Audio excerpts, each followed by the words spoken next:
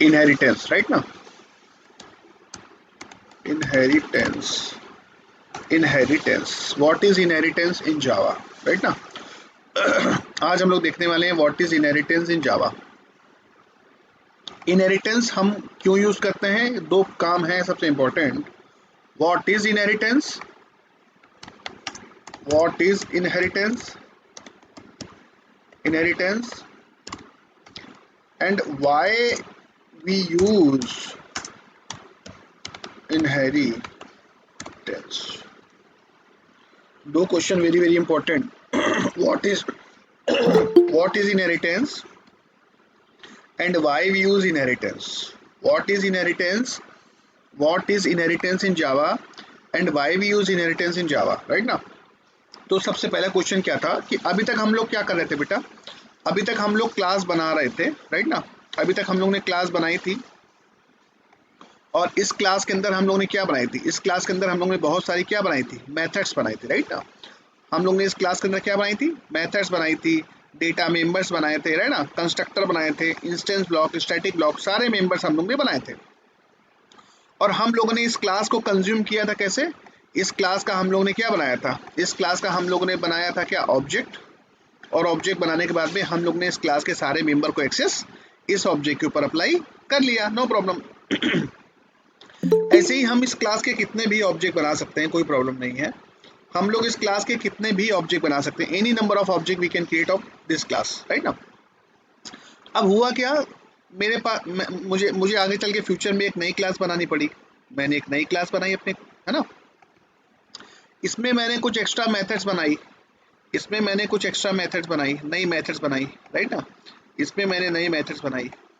तो जब मैंने इस क्लास का ऑब्जेक्ट बनाया,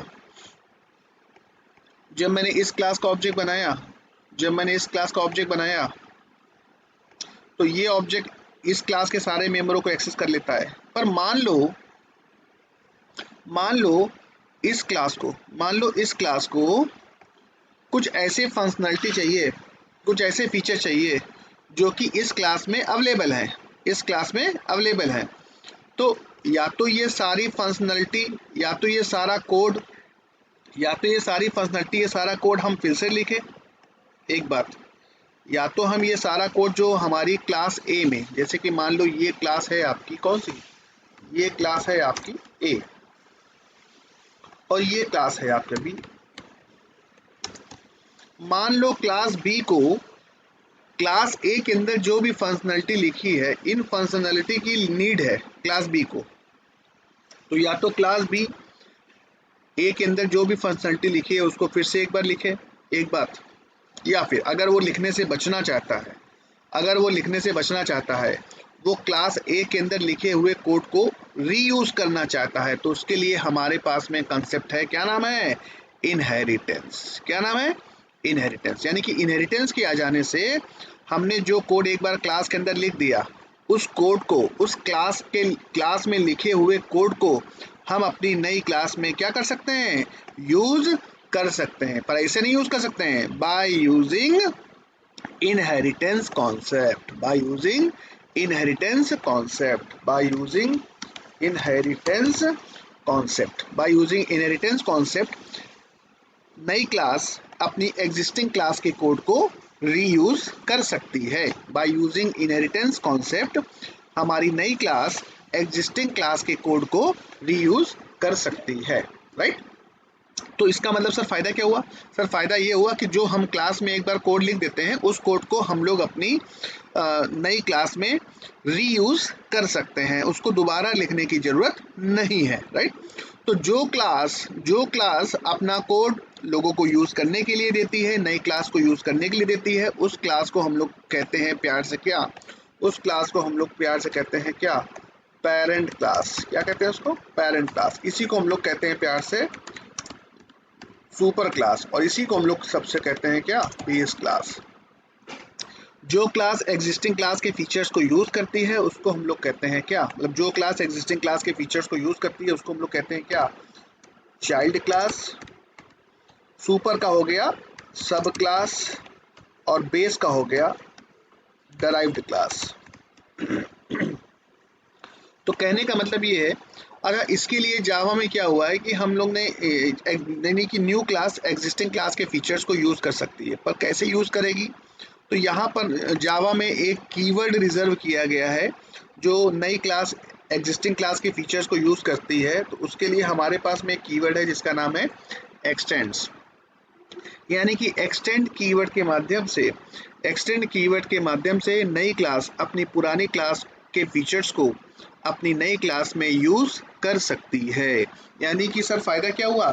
सर फ़ायदा ये हुआ कि सर हम लोग इनहेरिटेंस के आ जाने से सर हम लोग अपने एग्जिस्टिंग कोड को बार बार अपनी नई क्लासेस में जब चाहे तब उसको रीयूज़ कर सकते हैं। वो कोड सर हमको दोबारा नई क्लास में लिखने की ज़रूरत नहीं है। तो उतना टाइम बचेगा, उतनी मेहनत बचेगी। तो इस टाइम और मेहनत को बचाने के लिए हमारे पास में एक कंसेप्ट आ गया जिसका नाम है क्या? इनहेरिटेंस। क्या नाम है? इनहेरिटेंस, राइट ना? तो इनहेरिटेंस क्या है? What is inheritance? Inheritance it is a technique of, यानी कि मेन पर्पस क्या है इनहेरिटेंस का? सर मेन पर्पस है existing of reusing of existing code, है ना? तो inheritance it is a technique of technique it is a technique of creating new classes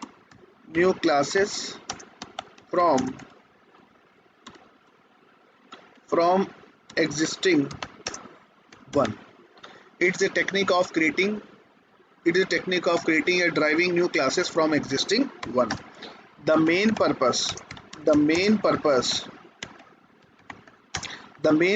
of inheritance is reusing existing code. यानी कि inheritance का sir जो main purpose है वो क्या है? The main purpose of inheritance is reusing existing code. Sir existing code को sir हम लोग रीयूज कर सकते हैं, यानी कि इस टेक्निक से, इस कॉन्सेप्ट से सर हम लोग जो है ना अपने एग्जिस्टिंग कोड को रीयूज कर सकते हैं। The main purpose of inheritance is reusing existing code. Sir existing code को रीयूज करना that is the main functionality of inheritance. है ना? The main purpose of inheritance is reusing existing code. मतलब हम लोग अपने एग्जिस्टिंग कोड को अपनी चाइल्ड क्लासेस में, अपनी नई क्लासेस में क्या कर सकते हैं? रीयूज कर सकते हैं, है ना? तो it is a technique of driving या creating, it is a technique of creating oblique driving, है ना?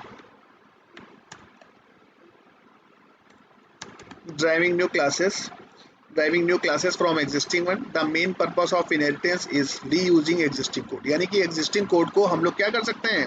रीयूज कर सकते हैं। The main purpose of inheritance is reusing existing code.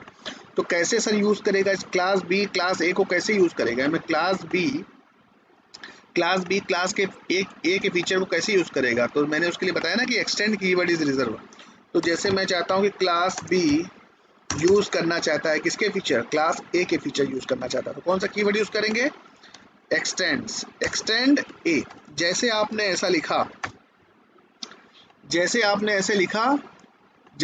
ये सिंटेक्स फॉलो किया, तो ए क्लास के फीचर्स ऑटोमेटिकली अवेलेबल हो जाएंगे किसके लिए?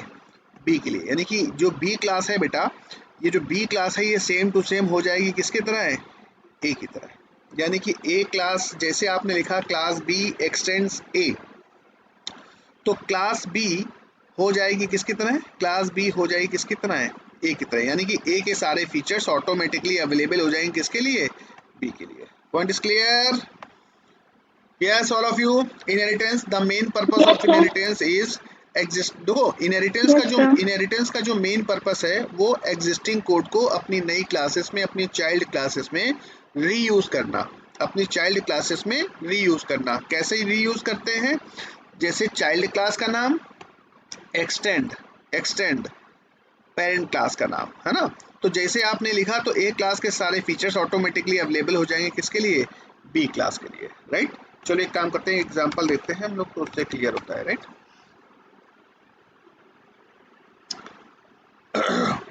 हमने क्लास बनाई ए नाम की, राइट? और हमने इस क्लास ए में कुछ मेथड्स बनाई, राइट ना? वाइड M1, ये किस क्लास की मेथड है? System dot out dot print L, और ये मेथड है किस क्लास की मेथड है?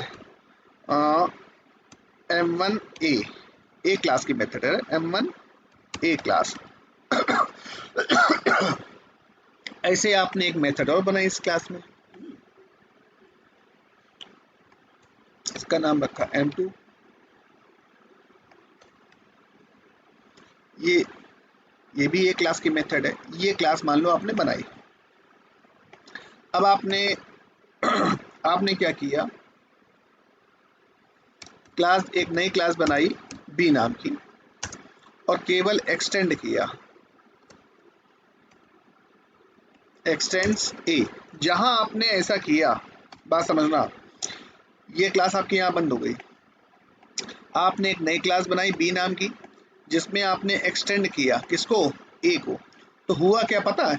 ए के सारे फीचर्स, ए की सारी फंक्शनैलिटी ऑटोमेटिकली अवेलेबल हो गई किसके लिए? बी के लिए। तो कहने का मतलब है कि बी के अंदर हमने कुछ भी नहीं डिफाइन किया। एक काम करता हूँ, मैंने क्लास बी को इसे बना के छोड़ दिया खाली, ठीक है। और हमने क्या किया, हमने एक तीसरी क्लास बनाई टेस्ट नाम की, जहां पर हम अपना मेन बनाने वाले हैं, राइट। पब्लिक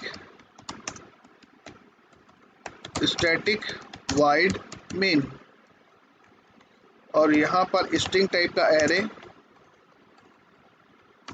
अब देखो यहाँ पर हमने क्या किया, एक क्लास का ऑब्जेक्ट बनाया, एक क्लास का ऑब्जेक्ट बनाया, एक क्लास का ऑब्जेक्ट बनाएंगे no problem, A dot M1 no problem, A dot M2 no problem, कोई दिक्कत है इसमें? No problem. पर अगर मैं बी क्लास का ऑब्जेक्ट बनाऊं, किसका ऑब्जेक्ट बनाऊं? बी क्लास का ऑब्जेक्ट बनाऊं। बी क्लास का मैंने ऑब्जेक्ट बनाया, बी क्लास का मैंने ऑब्जेक्ट बनाया, और ऑब्जेक्ट बनाने के बाद में B dot M1, B dot M2। Sir आपने बी क्लास का ऑब्जेक्ट बनाया, पर सर ये M1 मेथड और ये M2 मेथड बी क्लास में तो है ही नहीं, कुछ खाली क्लास है सर ये। पर खाली क्लास नहीं है, क्लास बी एक्सटेंड करती है किसको? क्लास बी एक्सटेंड करती है किसको? ए को। तो बी क्लास के पास में भी सारे फीचर्स हैं किसके? ए के। जो सारे फीचर्स ए के पास में है, वही सारी फंक्शनलिटी किसके पास अवेलेबल हो जाएगी? बी क्लास में अवेलेबल हो जाएगी। यानी कि ये पेरेंट क्लास है और ये चाइल्ड क्लास है। जैसे पेरेंट चाइल्ड का एक रिलेशन होता है कि पापा के पास जो कुछ भी एसेट्स होते हैं, वो ऑटोमेटिकली बाय डिफॉल्ट किसके हो जाते हैं? बच्चों के हो जाते हैं। यानी कि हमारे पापा के पास में जो भी एसेट्स हैं, है ना, प्राइवेट प्राइवेट प्रॉपर्टी को छोड़ करके, अगर पापा की अगर बात करें तो पापा के पास में जो भी प्राइवेट प्रॉपर्टीज है, उसको छोड़ करके जितने भी पब्लिक प्रॉपर्टीज है, वो बाय डिफॉल्ट किसकी हो जाएगी? ऑटोमेटिकली बच्चे की हो जाएगी, राइट ना।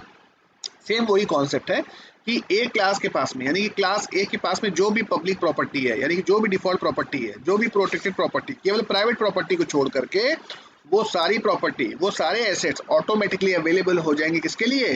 क्लास बी के लिए। तो देखो आपने बी क्लास का ऑब्जेक्ट बनाया, और ऑब्जेक्ट बनाने के बाद में आपने M1 और M2 मेथड कॉल किया, कोई प्रॉब्लम हुई? कोई प्रॉब्लम नहीं। Let's check it out. Test dot जावा,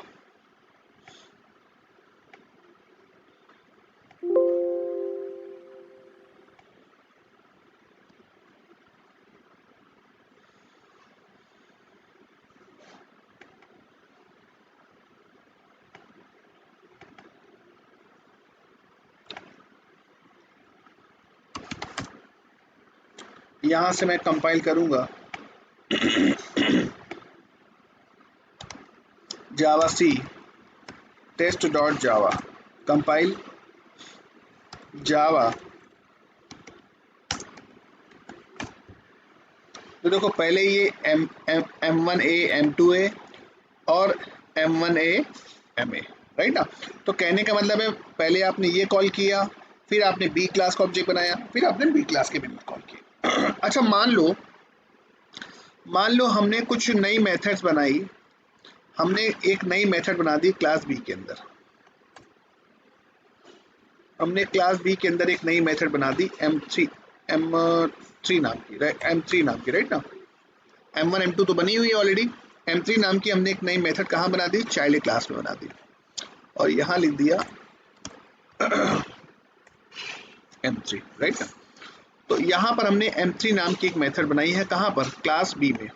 तो कहने का मतलब है कि जब हम लोग चाइल्ड क्लास का ऑब्जेक्ट बनाएंगे तो चाइल्ड क्लास का ऑब्जेक्ट पेरेंट क्लास की चीजों, देखो M1 मेथड, M2 मेथड, देखो बेटा ध्यान ध्यान सुनना जरा बात जो मैं क्या बता रहा हूँ। आपने जब बी क्लास का ऑब्जेक्ट बनाया, आपने किसका ऑब्जेक्ट बनाया, आपने जब बी क्लास का ऑब्जेक्ट बनाया तो जेवीएम सबसे पहले आपने ऑब्जेक्ट किसका बनाया है, बी क्लास का। जेवीएम सबसे पहले किसके पास जाएगा, जेवीएम सबसे पहले जाएगा किसके पास में, बी क्लास के पास में। उसके बाद आपने बी डॉट M1 यानी कि बी के रेफरेंस से आपने कौन सी मेथड कॉल करी है, M1 मेथड कॉल करी है। तो इस M1 मेथड को जेवीएम कहाँ सर्च करेगा, इस M1 मेथड को जेवीएम सर्च करेगा कहाँ पर, क्लास बी में। क्लास बी में सर्च करेगा किसको, M1 मेथड को। जब M1 मेथड नहीं मिलेगी क्लास बी में, तब M1 मेथड तब जेवीएम किसके पास जाएगा, तब जेवीएम जाएगा क्लास ए के पास में। और ए के पास में वो M1 मेथड इसको अगर मिल जाती है तो एग्जीक्यूट कर देगा, और नहीं मिलेगा तो कंपाइल टाइम आपको एरर देगा, राइट ना। सेम उसी प्रकार M2 मेथड जेवीएम सबसे पहले किसके पास जाएगा, क्लास बी के पास जाएगा। M2 मेथड अगर यहाँ नहीं होगी, M2 मेथड अगर क्लास बी में नहीं होगी तो कहाँ जाएगा, क्लास ए के पास जाएगा। क्लास ए के पास जाएगा, क्लास ए के पास अगर मिल जाती है M2 मेथड तो ये वहाँ पर M2 मेथड को एग्जीक्यूट करा देगा। उसके बाद आपने क्या किया, उसके बाद आपने सॉरी मैं इसी का बता रहा था, बी क्लास मतलब बी क्लास का ऑब्जेक्ट बनाया और M2 मेथड आपने सर्च किया, तो M2 मेथड जेवीएम कहाँ सर्च करेगा, बी में सर्च करेगा। जब यहाँ नहीं मिलेगा तो कहाँ जाएगा, ए क्लास के पास जाएगा, राइट ना। अच्छा मान लो आपने यहाँ से B dot M3 method call करी, राइट। अब M3 मेथड जो आपने कॉल करी है, इस M3 मेथड को जेवीएम कहाँ सर्च करेगा, ऑब्जेक्ट रेफरेंस किसका है, ये देखा करो, रेफरेंस है किसका, बी क्लास का, ऑब्जेक्ट किसका है, बी क्लास का। तो जेवीएम सबसे ऑब्जेक्ट ये देखा करो, मेन ऑब्जेक्ट किसका है, ऑब्जेक्ट किसका है, बी क्लास का। जेवीएम सबसे पहले इस M3 मेथड को कहाँ सर्च करेगा, क्लास बी में सर्च करेगा। क्लास बी में M3 मेथड मिल गई, जब क्लास बी में M3 मेथड मिल गई तो ये उसको क्या कर देगा, एग्जीक्यूट कर देगा। यानी कि यहाँ पर M3 मेथड जब आप कॉल करोगे तो क्या आंसर आएगा, M3 class B. Control S, now check.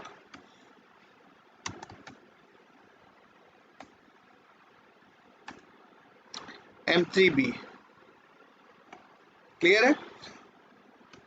Sir ये बताइए कि जो हमने चाइल्ड क्लास में जो मेथड बनाई है M3 नाम की, राइट ना, क्या सर अगर हम ए क्लास का ऑब्जेक्ट बनाते हैं, अगर हम ए क्लास का ऑब्जेक्ट बनाते हैं तो क्या ए क्लास का ऑब्जेक्ट M3 मेथड कॉल कर सकता है। यानी कि हमने जो ए क्लास का ऑब्जेक्ट बनाया है, ए क्लास के ऑब्जेक्ट से हमने M1 मेथड कॉल करी। अच्छा आपने जब ए क्लास का ऑब्जेक्ट बनाया तो जेवीएम जो है M1 मेथड को कहाँ सर्च करेगा, जेवीएम जो है M1 मेथड को सर्च करेगा कहाँ पर, यहाँ पर। उसके बाद आपने M2 मेथड कॉल करी, उसके बाद जेवीएम M2 मेथड कहाँ कर सर्च करेगा, क्लास ए में। उसके बाद आपने क्या किया, उसके बाद आपने M3 मेथड कॉल किया, आपने सोचा कि चलो M3 मेथड भी कॉल करते हैं, ए डॉट M3। तो ये M3 मेथड रेफरेंस किसका है, ए, यानी कि पेरेंट क्लास का। यानी कि आपने ए डॉट M3, तो M3 मेथड जेवीएम कहाँ सर्च करेगा, M3 मेथड जेवीएम सर्च करेगा क्लास ए में। तो M3 मेथड जब इसको क्लास ए में नहीं मिलेगी तो ध्यान रखना, कभी भी पेरेंट क्लास का रेफरेंस वेरिएबल या पेरेंट क्लास का ऑब्जेक्ट कभी भी चाइल्ड क्लास की चीजों को यूज नहीं करता है, यानी कि that is invalid, that is invalid, है ना। तो यानी कि M3 method is not present in class A.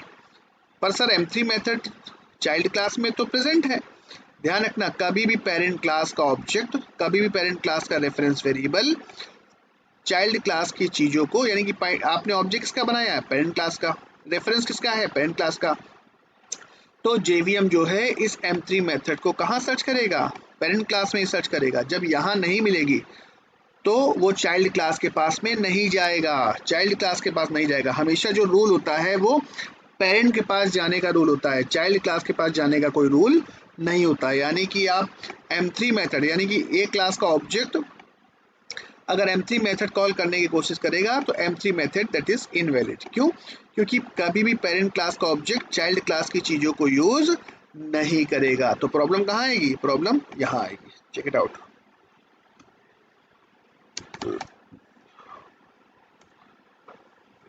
Yes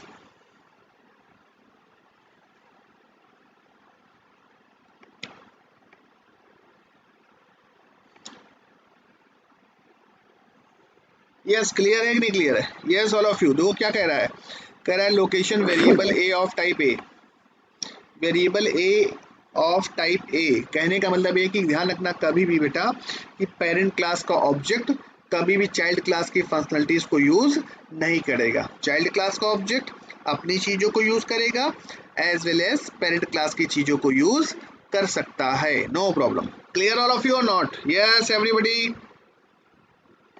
Yes, sir. Any doubt? Yes, sir. Take this note fast, take this note fast. तो दैट इज इनवैलिड, इसको आप लोग क्या कर देंगे, कमेंट कर देंगे, राइट? कमेंट कैसे लगाते हैं पता है ना आपको? Double slash.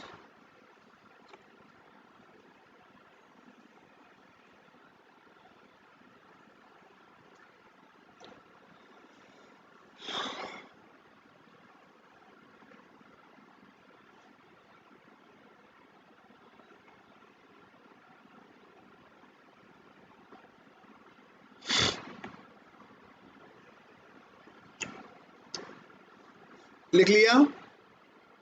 Return? Yes. Yes, sir. तो ध्यान रखना बेटा, है ना, चाइल्ड क्लास का ऑब्जेक्ट यानी कि when you create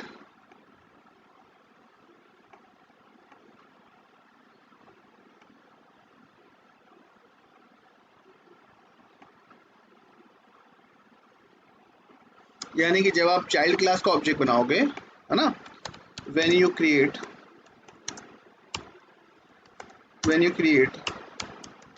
child class object,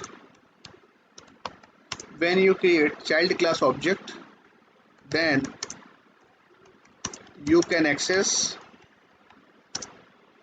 child class member, बराबर अपनी क्लास के मेंबर को कॉल कर child class members, child class members as well as parent class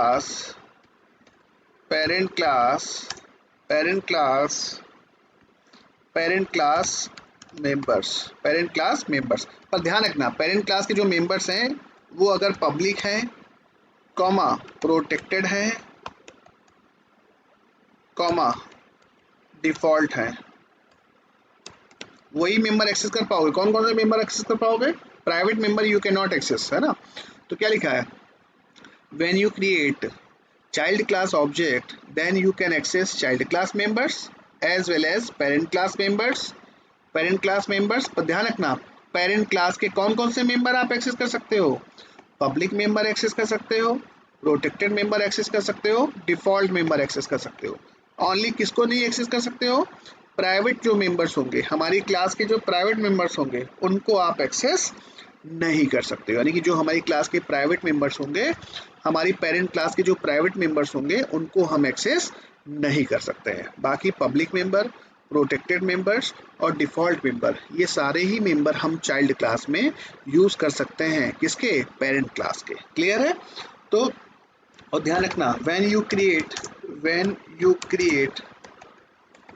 create object of parent class, when you create object of parent class then you can access only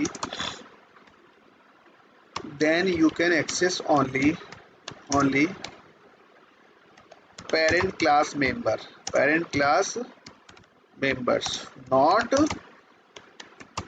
not child class members।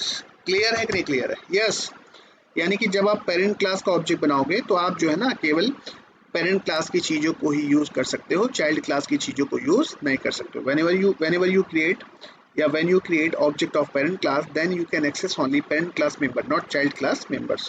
अच्छा, when you create child class object then you can access child class members as well as parent class members।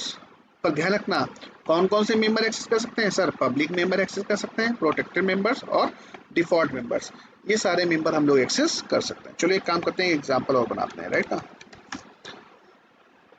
जैसे हमने अपनी class में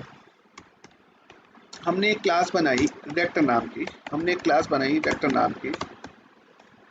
और उस rect class में data member है integer L comma B. पर ये जो डेटा मेंबर हैं बेटा ये कैसे हैं? प्राइवेट हैं। कैसे हैं? प्राइवेट है, प्राइवेट है ना, प्राइवेट है। एल और बी कैसे हैं? प्राइवेट हैं। और हमने अपनी क्लास के अंदर एक सेटर फंक्शन बनाया जो कि पब्लिक है। पब्लिक रखो या डिफॉल्ट रखो, कोई प्रॉब्लम नहीं। पब्लिक वाइड सेट डेटा, यहाँ पर दो parameter x comma integer type का y। सेट डेटा का काम वही है कि प्राइवेट डेटा मेंबर्स की वैल्यू बाहर से लेकर के आना। l is equal to x और b is equal to y। एक फंक्शन बनाया पब्लिक वाइड एरिया नाम का, है ना, एरिया नाम का हमने फंक्शन बनाया। और एरिया नाम के फंक्शन में l इंटू बी। अब इसको हमने किसी तीसरे वेरिएबल में स्टोर कर लिया, इंटीजर टाइप के a में। और यहाँ पर हमने system dot out dot print ln, और यहाँ पर हमने डबल कोट के अंदर क्या लिखा, area of rect is plus a। उसके बाद हमने क्या किया, हमने एक दूसरी क्लास बनाई। अभी कोई रिलेशन नहीं है, टेस्ट नाम की है क्लास। और यहाँ पर public static void main, right, और स्ट्रिंग टाइप का एरे। और यहाँ पर हमने क्या किया, रेक्ट क्लास का ऑब्जेक्ट बनाया। Rect r is equal to new rect object बनाया। और ऑब्जेक्ट बनाने के बाद में r डॉट सेट।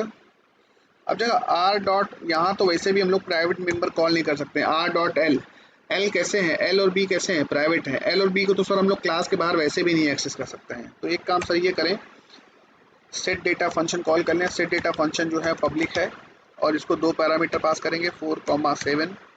और उसके बाद हम लोगों ने कैलकुलेट कर लिया क्या, r डॉट एरिया कैलकुलेट हो गया, नो प्रॉब्लम। क्लास का नाम टेस्ट है, टेस्ट डॉट जावा। और यहाँ से ऑल फाइल,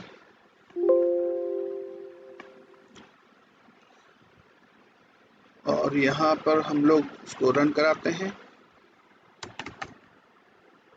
कंपाइल। और ये देखो निकल के आ गया, एरिया ऑफ रेक्टेंगल इज 28। अब मान लो ये आपने रेक्टेंगल क्लास का ऑब्जेक्ट बनाया, सेट डेटा फंक्शन कॉल किया, क्योंकि सेट डेटा फंक्शन कैसा है, पब्लिक फंक्शन है। उसके बाद आपने एरिया फंक्शन कॉल किया, एरिया फंक्शन भी कैसा है, पब्लिक है। एल और बी को आप बाहर नहीं एक्सेस कर सकते हो बिकॉज दे आर प्राइवेट। और प्राइवेट का मतलब होता है कि हम उसको केवल इसी क्लास के अंदर एक्सेस कर सकते हैं, क्लास के बाहर एक्सेस नहीं कर सकते हैं। चलो एक काम किया मैंने एक क्लास और बनाई बीच में। क्लास का नाम रखा हमने ए रेक्ट। क्लास का नाम क्या रखा, ए रेक्ट। और इसने एक्सटेंड किया किसको, रेक्ट को। केवल इतना किया। तो सर ये बताइए कि क्लास बनाई आपने ए रेक्ट नाम की, जो एक्सटेंड कर रही किसको, रेक्ट को। तो सर रेक्ट क्लास के जितने भी फीचर्स होंगे वो ऑटोमेटिकली अवेलेबल हो जाएंगे किसके लिए, ए रेक्ट के लिए। तो सर हम चाहें तो जैसे आपने रेक्ट क्लास का सेट डेटा करके एरिया वगैरह निकाला है, वैसे ए रेक्ट का भी सर आप निकाल सकते हो। यस, क्यों नहीं निकाल सकते, नो प्रॉब्लम। तो हमने क्या किया, चलो अब हम लोग चाइल्ड क्लास का ऑब्जेक्ट बना रहे हैं। A rect a is equal to new a rect object बनाया। इसके लिए भी हम लोग ए डॉट सेट डेटा, कितने पैरामीटर, 2,8 कुछ भी पास कर सकते हैं, यूजर से भी ले सकते हैं, no problem. A dot area निकाल लिया, नो प्रॉब्लम, ये भी प्रॉपर्ली वर्क करेगा, नो प्रॉब्लम। S compile.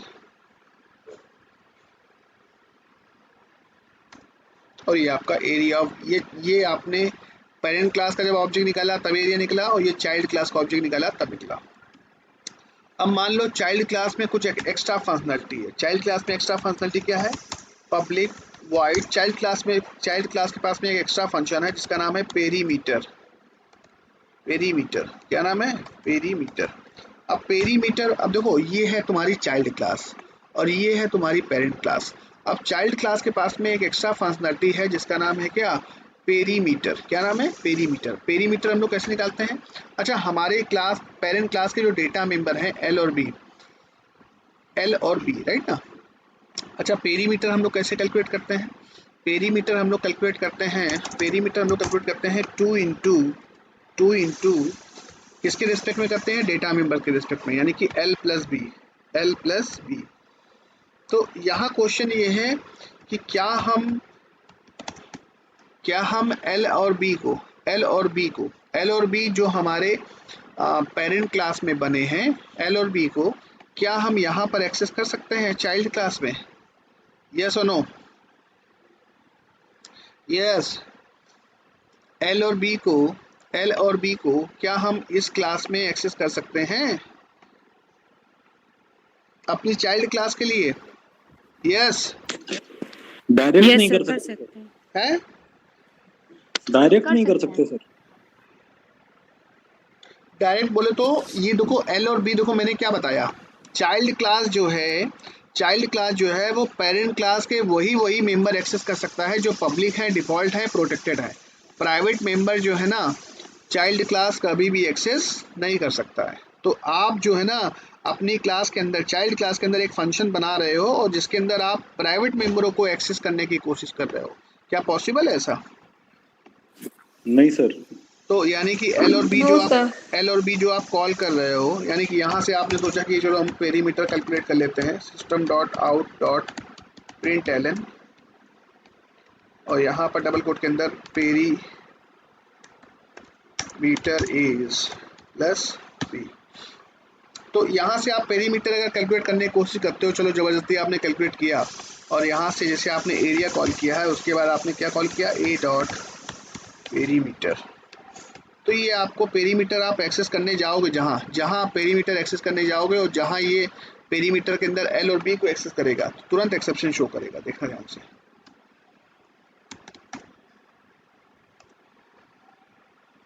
आया? क्या कह रहा है देखो जरा, कह रहा है कि L has private access in Cal and B has private access in depth. तो एल और B, these are the private members and these are the private members you can not access outside the class. तो sir इनको कैसे हम लोग child class में access कर सकते हैं? इनको हम लोग कैसे चाइल्ड क्लास में एक्सेस कर सकते हैं? इनको या तो हम इनको डिफ़ॉल्ट कर दें, या तो हम इनको, हमारे पास में एक एक्सेस मॉडिफायर है जिसका नाम है प्रोटेक्टेड। क्या नाम है? प्रोटेक्टेड। प्रोटेक्टेड का मतलब हो गया कि ये मेंबर एल और बी अपनी इस क्लास में एक्सेस हो जाएगा, अपनी चाइल्ड क्लास में एक्सेस हो जाएगा, मतलब कहीं भी आउटसाइड भी हम उसको एक्सेस कर सकते हैं। प्रोटेक्टेड मेंबर को हम लोग आउटसाइड एक्सेस कर सकते हैं, as well as outside the package भी एक्सेस कर सकते हैं। पर ध्यान रखना, आउटसाइड द पैकेज हम तभी एक्सेस कर सकते हैं जब वो क्लास उसकी क्या हो?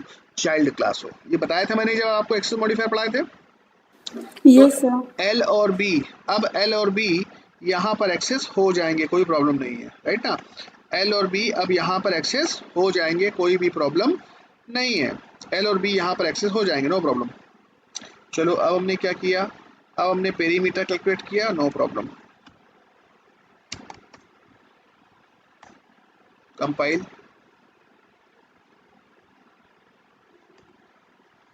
पेरीमीटर इज, पर अगर आप सोचो कि आप पेरेंट क्लास का पेरीमीटर निकाल लो, मतलब अगर आप ऐसा करना चाहो आर डॉट पेरीमीटर, क्या ऐसा कर सकते हो? No, sir. क्या ऐसा पॉसिबल है सत्यम? No sir. क्योंकि ये रेफरेंस किसका है, ऑब्जेक्ट किसका है? पेरेंट क्लास का। पेरेंट क्लास का। ऑब्जेक्ट किसका है? पेरेंट क्लास का। और जब पेरेंट क्लास का ऑब्जेक्ट होता है तो हम पेरेंट क्लास के ऑब्जेक्ट से पेरेंट क्लास की चीज़ों को ही एक्सेस कर सकते हैं, चाइल्ड क्लास की चीज़ों को एक्सेस नहीं कर सकते हैं। पेरेंट क्लास के रेफरेंस से पेरेंट क्लास का ऑब्जेक्ट है, तो पेरेंट क्लास के ऑब्जेक्ट से, पेरेंट क्लास के रेफरेंस वेरिएबल से हम पेरेंट क्लास की चीज़ों को ही एक्सेस कर सकते हैं, चाइल्ड क्लास की चीज़ों को एक्सेस नहीं कर सकते हैं। That is invalid. Control S, now check.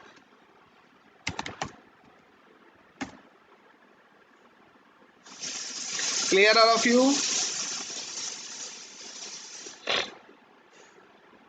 Clear? Yes, any confusion? कोई confusion? No, sir. Point clear है? तो take this note fast, take this note fast.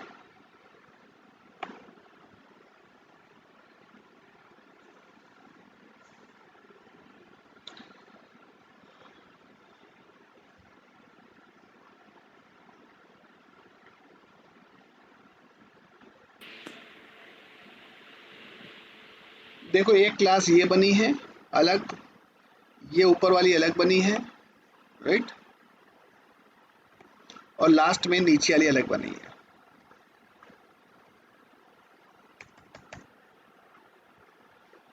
Clear all of you?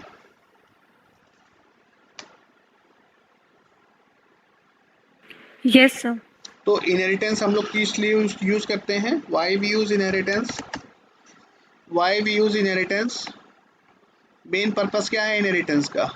क्यों यूज करते हैं inheritance? Why we use sir parent inheritance? Class, why parent we class use, के, हाँ बोलो। Parent class के code को चाइल्ड क्लास में use करने के लिए। यानी कि एक लाइन में answer, only reusability. Main purpose क्या Method है? overriding. मेन पर्पस क्या है? मेन पर्पस क्या है? इनहेरिटेंस का मेन पर्पस क्या है?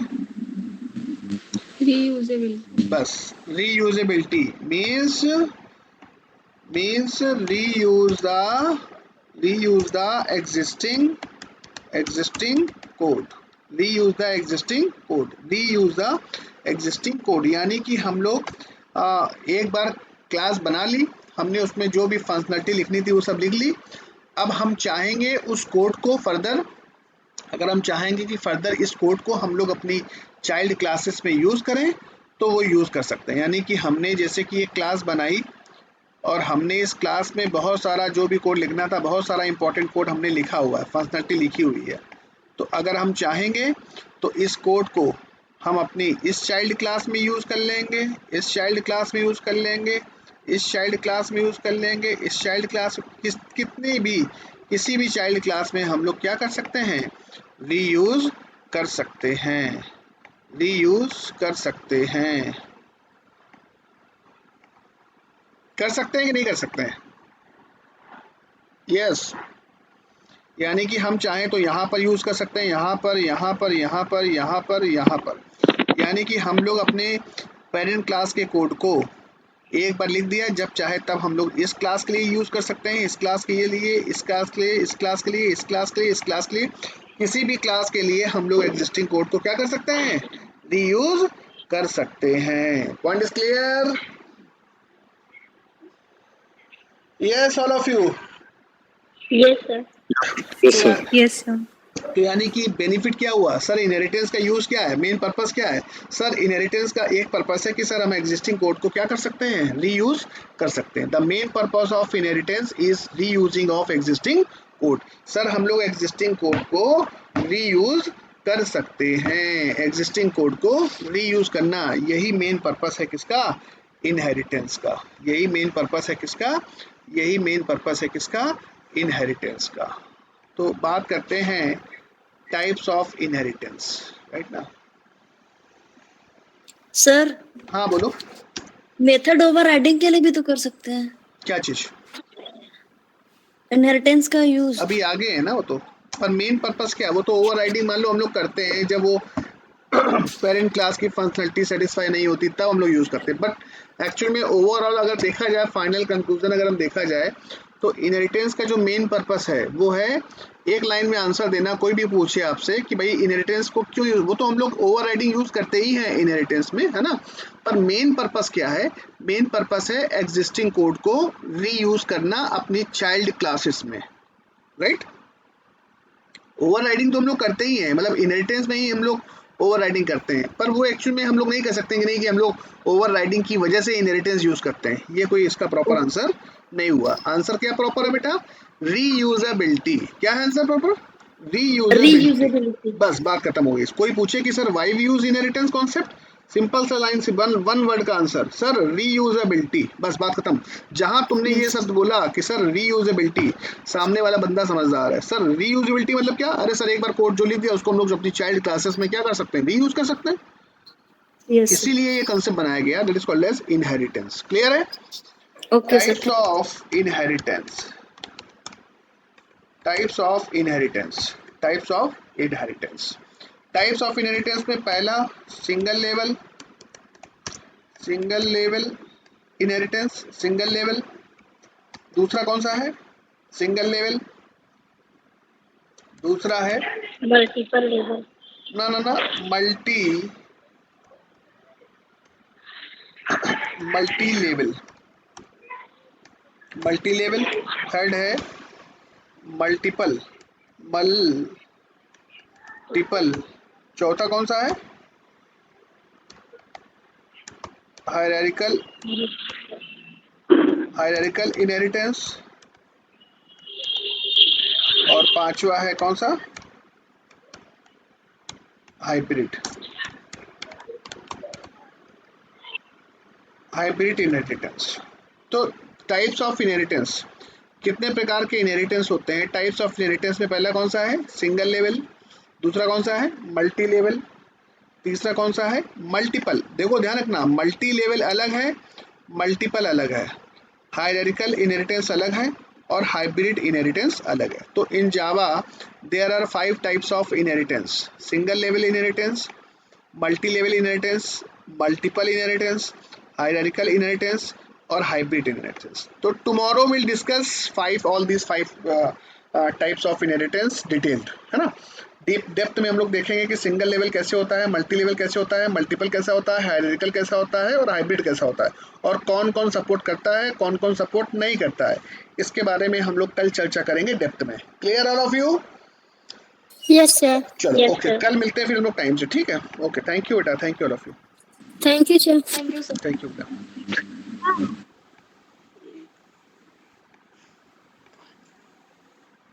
ये